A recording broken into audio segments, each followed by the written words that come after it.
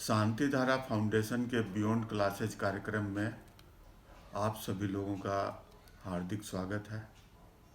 आज मैं आपको राष्ट्रपिता महात्मा गांधी जी के जीवन से संबंधित कुछ तथ्यों के बारे में आपसे बात करना चाहता हूँ। गांधी जी को सबसे पहले बिहार के चंपारण में बापू कहकर पुकारा गया था। गांधी जी 15 अप्रैल 1917 को बिहार के चंपारण पहुंचे थे। अंग्रेज़ों के खिलाफ उन्होंने बिगुल फूंका। सत्याग्रह के प्रयोग की शुरुआत यहीं से हुई और गांधी जी को राजकुमार शुक्ल ने यहीं पर सबसे पहले बापू के संबोधन के साथ पुकारा था। श्री रविन्द्रनाथ टैगोर ने 12 अप्रैल 1919 को लिखे पत्र में गांधी जी को महात्मा के रूप में संबोधित किया था।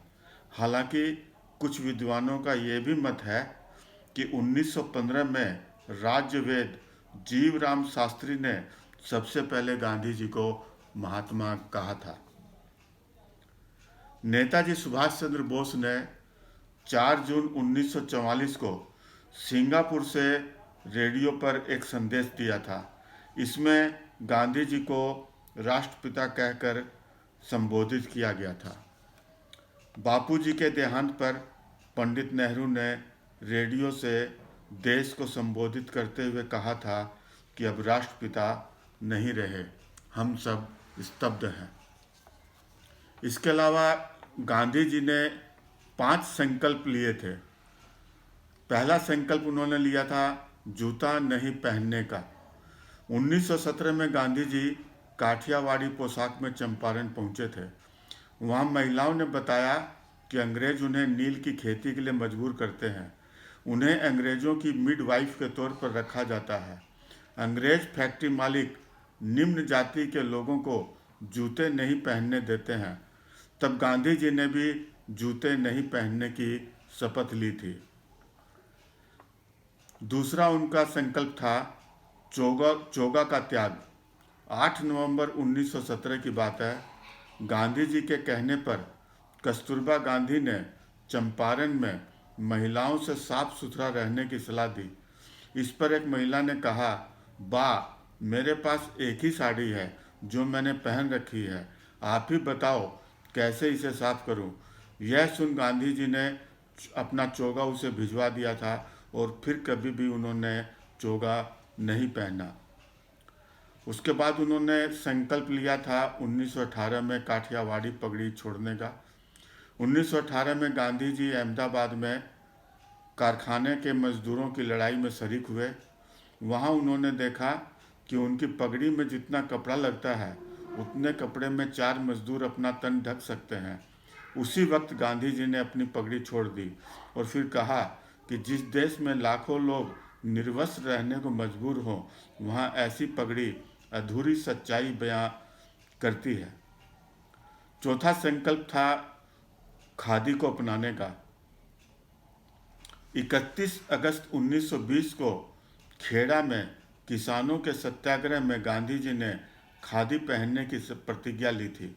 उन दिनों विदेश में कपास पहुंचाने के लिए किसानों को इसकी खेती के लिए मजबूर किया जाता था। गांधी जी ने प्रण लेते हुए कहा कि आज के बाद से मैं जिंदगी भर हाथ से बनाए हुए खादी के कपड़ों का ही इस्तेमाल करूंगा। उनका 5वां संकल्प था धोती पहनने का।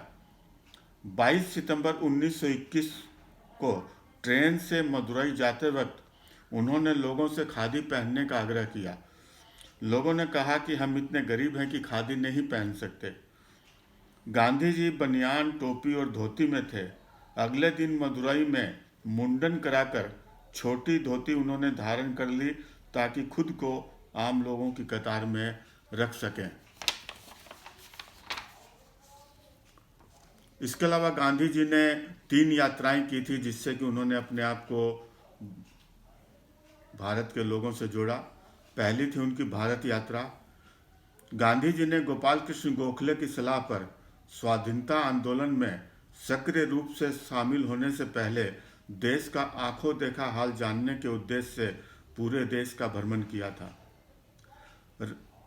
श्री राजकुमार शुक्ल की गुहार पर गांधी जी अप्रैल 1917 में चंपारण पहुंचे और वहां के नील किसानों पर अंग्रेजों के अत्याचार को अपनी आंखों से देखा और उसके खिलाफ निर्णायक लड़ाई का नेतृत्व किया।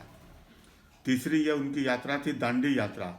ब्रिटिश सरकार ने नमक बनाने पर कानूनी रोक लगा दी। इसके खिलाफ गांधी जी ने साबरमती आश्रम से दांडी समुद्र तक करीब 400 किलोमीटर दूरी पैदल तय की और वहां नमक बनाकर कानून तोड़ा। यह यात्रा 12 मार्च 1930 से 6 अप्रैल 1930 तक चली।